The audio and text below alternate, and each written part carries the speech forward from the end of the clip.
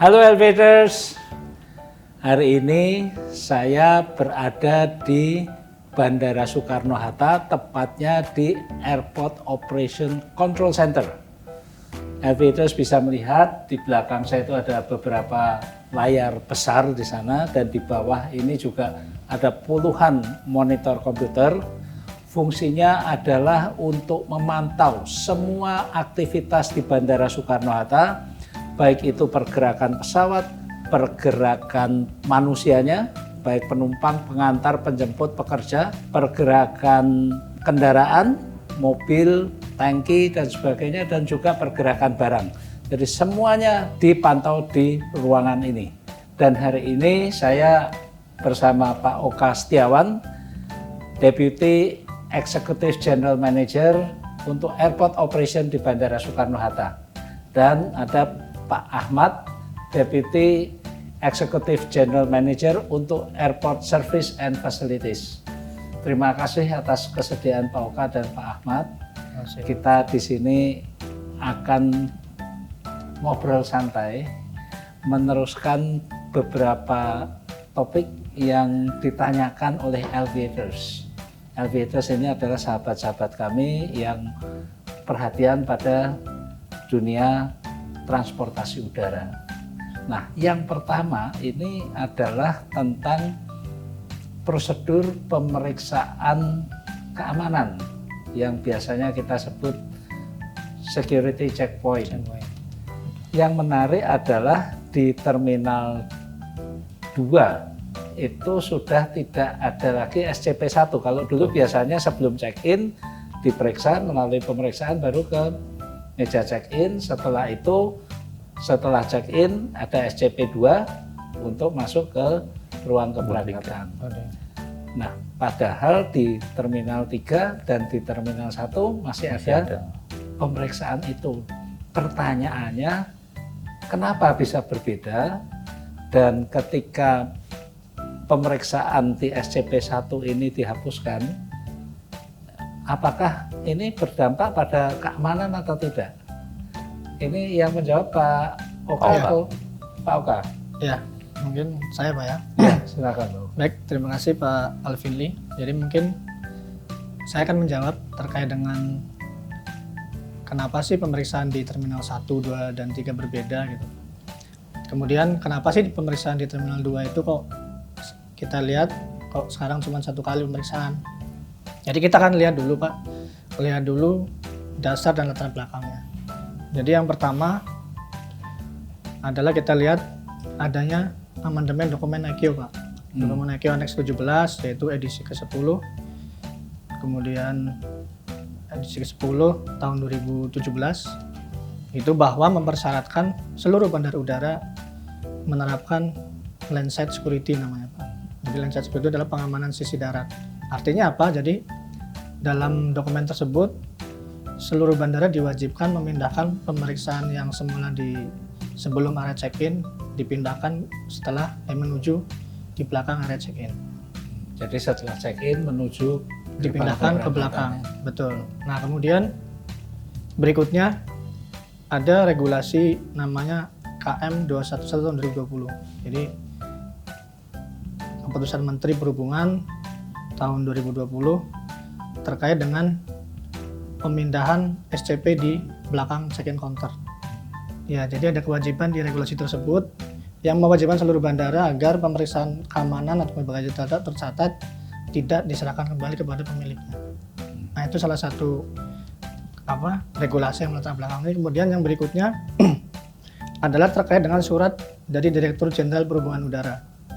Jadi ada surat dari Dirjen tertanggal 17 Januari 2022 yang isinya adalah beberapa hal. Yang pertama terkait dengan pemindahan pemeriksaan bagasi tercatat atau hold baggage security screening yang semula berada di sebelum area check-in atau SCP-1 dipindahkan ke setelah area check-in counter. Makanya kenapa sekarang Bapak lihat kalau Terminal 2 tidak terlihat Pak, sebenarnya ada pemeriksaannya Pak, tapi ada di belakang check-in counter. Kemudian yang kedua, menerapkan area check-in sebagai daerah sisi darat. Sisi darat itu artinya apa? Jadi di situ tidak dilakukan pemeriksaan Pak, namun kita lakukan pengendalian keamanan dengan langkah-langkah yang yang antara lain adalah terkait dengan patroli, kemudian peningkatan monitoring melalui CCTV, kemudian penempatan petugas yang melakukan surveillance, kemudian detection behavior, profiling, dan lain-lain. Nah, kemudian yang terakhir adalah merevisi dokumen Airport Security Program namanya, atau program keamanan bandar udara. Nah, itu salah satu beberapa rangkaian yang memang wajib karena memang ada instruksi dari regulator, dalam ini Kementerian Perhubungan. Nah, pertanyaan Bapak tadi, sistem tersebut apakah menurunkan kualitas atau level pengamanan? Kalau menurut kami tidak, Pak, karena terkait dengan hal tersebut sudah dilakukan beberapa pembahasan dengan namanya Komite Keamanan Bandar Udara, Pak, atau Airport Security Committee namanya. Nah, itu adalah kumpulan dari stakeholder yang berkepentingan di bandar udara seperti komunitas intelijen, Polri, TNI yang sama-sama menyusun atau menyetujui terkait dengan perubahan atau implementasi sistem keamanan tersebut. Jadi artinya sudah dilakukan pembahasan bersama, kemudian sudah juga dilakukan verifikasi lapangan oleh Kementerian Perhubungan, dalam hal ini regulator, untuk memastikan bahwa terkait dengan implementasi sistem tersebut artinya sudah firm dan tidak akan menurunkan level atau kualitas keamanan. Mungkin itu, Pak. Ya, terima kasih Pak Oka. Saya melihat ya, di luar negeri pada umumnya area check-in itu adalah area terbuka, dan beberapa bandara di Indonesia juga sudah menerapkan pengantar penjemput itu bisa mengantar sampai, maaf bukan penjemput ya, pengantar itu bisa mengantar sampai check-in counter. Setelah check-in mau masuk ke gate pemberangkatan, nah di sanalah itu batasnya tidak bisa lagi. Nah, kenapa di Indonesia ini aturannya berbeda dan di satu bandara saja antar terminal ini kebijakannya bisa berbeda? Nah, sebenarnya seperti ini, Pak. Kalau kita lihat karakteristik terminal 1, 2, dan 3 berbeda, Pak. Kita cerita dulu terminal 1. Terminal 1 itu di belakang check-in counter yang tadi saya sampaikan belum ada namanya hold baggage screening, Pak, atau HBSCP. Jadi di belakang itu belum ada X-ray, Pak. Makanya kenapa masih dipertahankan di depan itu masih ada X-ray. Itu tujuannya apa? Untuk melakukan pemeriksaan bagasi. Nah, itu sebenarnya kalau dari sisi dokumen belum comply, Pak. Belum comply. Jadi kenapa kita masih menerapkan itu? Karena memang sebetulnya memang tidak ada pilihan gitu, Pak. Itu sama halnya seperti yang sudah atau yang saat ini masih diimplementasikan di beberapa bandara UPBU, Pak, yang punya perhubungan. Nah, itu karena memang secara infrastruktur belum siap untuk menerapkan itu. Jadi artinya yang terminal 1 itu sebetulnya memang belum comply. Kita nanti ke depan akan ke arah comply, Pak. Jadi pemeriksaan begitu dipindahkan ke belakang ya di depan sama seperti terminal 2, tidak perlu ada pemeriksaan di depan. Kemudian terminal 2 kenapa kita bisa take out di SCP 1? Karena di belakang sudah siap, Pak, dan sudah dioperasikan adanya pemeriksaan bagasi tercatat setelah area check-in. Nah, kemudian terminal 3 ini yang menarik, Pak. Jadi terminal 3 itu agak sedikit berbeda. Jadi terminal 3 itu sudah menggunakan yang namanya baggage handling system, Pak. Jadi sudah menggunakan sistem yang hold baggage screening-nya sudah otomatis, sudah menggunakan sistem, sehingga kenapa kita masih pasang X-ray di depan itu untuk antisipasi, Pak. Jadi antisipasi apabila memang peralatan tersebut mengalami trouble atau gangguan, sehingga kita masih mempunyai alat yang lain sebagai backup, Pak, atau sebagai mitigasi. Kemudian yang berikutnya itu juga sudah melalui pembahasan, Pak, dengan Komite Keamanan yang saya sampaikan. Jadi bahwa terminal 3 mengingat dengan berbagai pertimbangan aspek keamanan, kita masih pertimbangkan untuk pemeriksaan di front house atau pemeriksaan akses gedung. Itu, Pak. Jadi dengan demikian terminal 3 itu de facto ada 3 kali pemeriksaan ya. Masuk sudah diperiksa, barang setelah check-in masih diperiksa lagi. Betul. Penumpang masih melewati SCP 2 diperiksa. Betul. Jadi ekstra ketat terminal 3 ya. Tapi sebenarnya secara filosofi sama, Pak. Jadi sebenarnya kalau pemeriksaan bagasi itu kan fokus ke bagasi tercatat, Pak. Jadi sebetulnya di terminal 3 itu ya betul sih kalau pemeriksaan di depan sudah sekali, kemudian di BHS sekali lagi. Tapi kalau pemeriksaan orang dan cabinnya kan tetap di SCP 2, Pak, baru diperiksa. Iya. Well, Aviators sekarang ada jawabnya kan, sudah lebih jelas kenapa sistemnya berbeda dan tidak usah khawatir karena taraf keamanannya tetap terjaga. Siap. Nah, masih pada Pak Oka, masih pada pemeriksaan keamanan, Pak. Ya. Pada saat pemeriksaan keamanan itu kan kita ada barang-barang yang tidak boleh masuk pesawat. Ya. Misalnya yang gunting, pisau, kemudian mainan yang menyerupai senjata, Betul. pistol-pistolan, itu kan kadang-kadang alat pemukul itu nggak Ya. boleh juga, dan itu kan diminta untuk kalau pisau gunting itu dimasukkan kotak ya. Ya. Itu saya lihat sering jumlahnya cukup banyak. Ya. Itu terus diapain ya? Pisau itu kalau koleksi lumayan juga itu pisau gunting. Jadi gini Pak, itu salah satu tugas kami Pak. Jadi efficient security memang mendeteksi prohibited item Pak, namanya barang-barang dilarang yang untuk naik ke dalam pesawat udara. Nah dalam hal ini treatment kami adalah memang pada saat rekan-rekan mendeteksi atau mendapatkan di pemeriksaan, itu langsung akan kami buka biasa Pak, prosedur pemeriksaan kita buka, kemudian biasa kami tawarkan Pak. Jadi sebenarnya kita tidak strict melarang untuk dibawa Pak. Kita tetap akan tawarkan dulu ke penumpangnya. Bapak, kalau memang Bapak mau bawa, bisa kembali ke depan, masukkan ke bagasi, ke check-in counter, atau dimasukkan ke dalam security item namanya Pak. Oh, Artinya iya, tidak artinya terpisah dari penumpangnya, jadi tidak boleh dibawa cabin. Tapi kadang-kadang kalau namanya penumpang yang mungkin karena mepet waktu, kemudian menganggap barang itu tidak terlalu penting, bisa beli lagi, ya ditinggal di situ Pak. Nah prosedur kami, dan ada juga ketentuannya Pak dalam KM 211 tadi di bab 8, jadi memang untuk barang-barang yang kami sita yang kategori prohibited item itu akan dimusnahkan Pak. Jadi kami akan simpan sementara dalam waktu 30 hari atau 1 bulan. Setelah itu kami akan musnahkan. Oh, dimusnahkan Iya, semua itu. Betul. Nggak sayang, nggak disumbangkan atau gimana tuh? Nah nanti ada konteks lain lagi Pak. Jadi nanti kalau barang-barang yang masih bisa bermanfaat, biasanya kalau yang rusak apa kita musnahkan.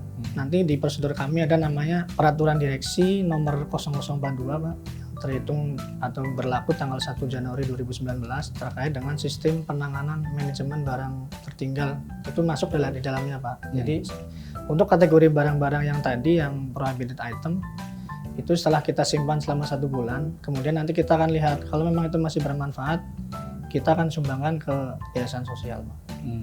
Dan itu nanti akan disaksikan atau ada berita acara penyerahan dan ada saksi-saksi. Jadi ada aspek legalnya di Iya, sana ya. ada Pak. Kami ada peraturan direksi yang mengatur hal tersebut. Ya. Kemudian kalau barang-barang yang tertinggal di terminal itu bagaimana? Sebab tempo hari saya sempat liputan tentang cleaning service yang menemukan cek dan sebagainya itu kan ternyata setiap hari ada aja barang yang tertinggal. Itu bagaimana? Nah ini juga sekedar info Pak, jadi data di bulan Agustus itu yang tertinggal itu ada 1.433 Pak.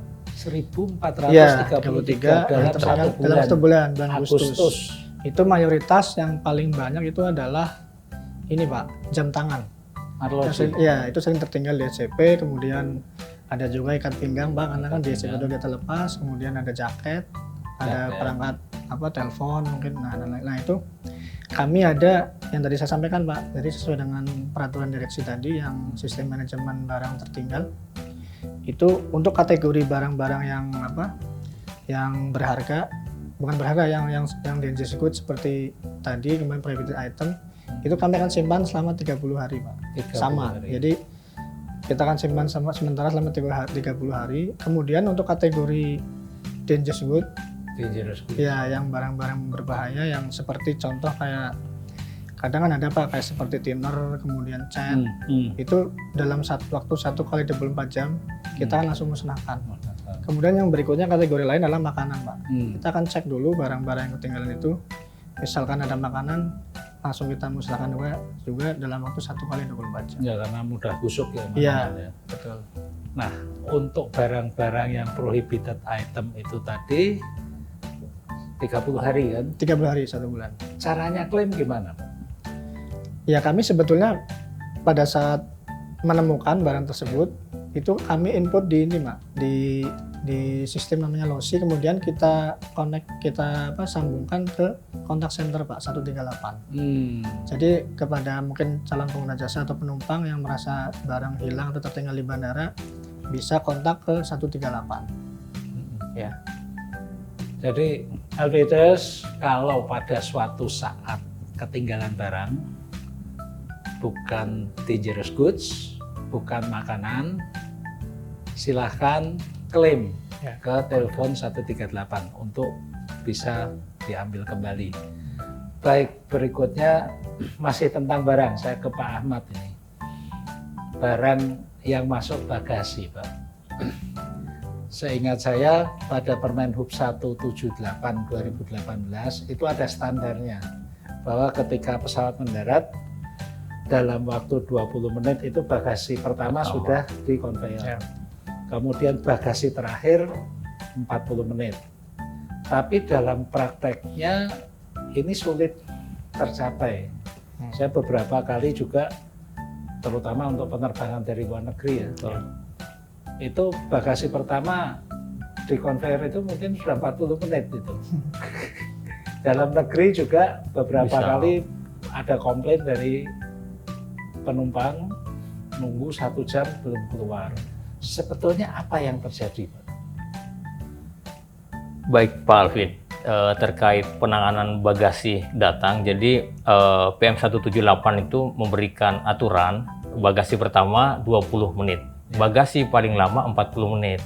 Nah, perlu mungkin kami jelaskan bahwa penanganan bagasi di domestik dan internasional sedikit berbeda, Pak Alvin. Untuk penanganan bagasi di domestik, turun dari pesawat, diangkat ground handling menuju ke conveyor. Dari conveyor langsung bisa diambil oleh penumpang. Sedikit berbeda dengan internasional. Di internasional ini ada tambahan prosedur, setelah barang itu sampai ke terminal, sebelum masuk conveyor, harus diperiksa oleh petugas bea cukai, Pak Alvin. Dan seluruh bagasi itu diperiksa satu persatu. Nah, ini mungkin yang kadang-kadang membedakan kenapa bagasi internasional sedikit lebih lama dibandingkan barang domestik. Nah, perlu kita juga ketahui bahwa topologi bandara kita ini memiliki 89 kontak stand. Jadi ada pesawat yang nempel di terminal, ada juga pesawat yang ada di remote parking. Tentunya parking itu yang tidak pakai betul. Jadi kalau penumpang itu tidak menggunakan karburator, karena kapasitas parking stand kita ini cukup terbatas di terminal. Nah, tentunya agak jauh berbeda juga waktu yang dibutuhkan. Tetapi peta peran di sini kita bagi, Pak Alvin. Ada tanggung jawab yang melekat pada teman-teman airline, yang hal ini menugaskan ke teman-teman ground handling untuk mengatur kedatangan bagasi tersebut. Jadi mulai dari pesawat itu landing, masuk ke parking stand, itu kerjakan oleh teman-teman ground handling sampai dengan ke conveyor. Nah, di conveyor menjadi tanggung jawab fasilitas oleh airport, Pak Alvin. Kami di Bandara Soekarno-Hatta juga menghitung level of service bagasi ini. Sampai saat ini memang di awal-awal tahun setelah pasca pandemi ini mulai berkurang, Pak. Pertumbuhan penumpang ini dengan kondisi sebelum kita pada saat COVID sangat kurang berimbang antara petugas ground handling, bahkan mungkin hampir di semua, termasuk kami di Angkasa Pura, teman-teman di airline. Jadi pertumbuhan penumpang ini dengan petugas ini agak sedikit terlambat dan hampir juga mungkin dirasakan di Eropa. Bahkan kalau di Eropa mungkin berjam-jam orang ngantri untuk check-in karena petugas daratnya terbatas. Nah, di bulan Juli sangat tinggi, di atas 1 jam, Pak Alvin. Jadi kami pihak airport bekerja sama dengan teman-teman airline dan ground handling melakukan mitigasi bersama. Jadi kami mengelompokkan target awal yang kita lakukan, kedatangan bagasi di atas 1 jam ini yang kita reduce. Caranya seperti apa? Tentunya teman-teman ground handling ini harus menyiapkan petugas sesuai dengan kebutuhan, khususnya pada jam-jam sibuk. Mungkin kalau di pagi hari atau di tengah malam mungkin bagasinya cepat datang. Tetapi pada saat peak hours yang datang bersamaan pesawat, ini yang menyebabkan biasanya penanganan ground handling agak sedikit terlambat. perlu kami sampaikan saat ini sudah 53% dari penerbangan kita sudah masuk ke PM178 Pak Alvin. Sudah di bawah 40 menit.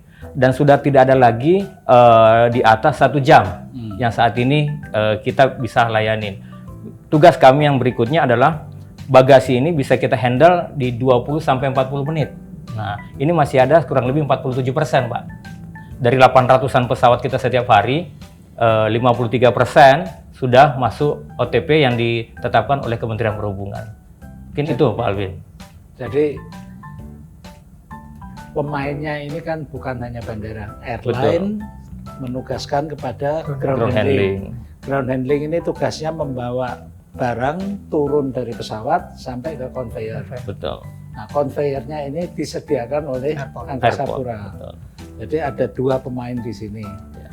Kalau conveyornya macet, itu tanggung jawabnya Angkasa Pura. Betul. Tapi kecepatan atau kelambatan menurunkan bagasi dari pesawat ke conveyor ini sepenuhnya di tangan ground handling. Betul. Maka itu jumlah personil mereka harus cukup, kemudian alat angkutnya juga harus cukup, gitu ya. Betul Pak Alvin.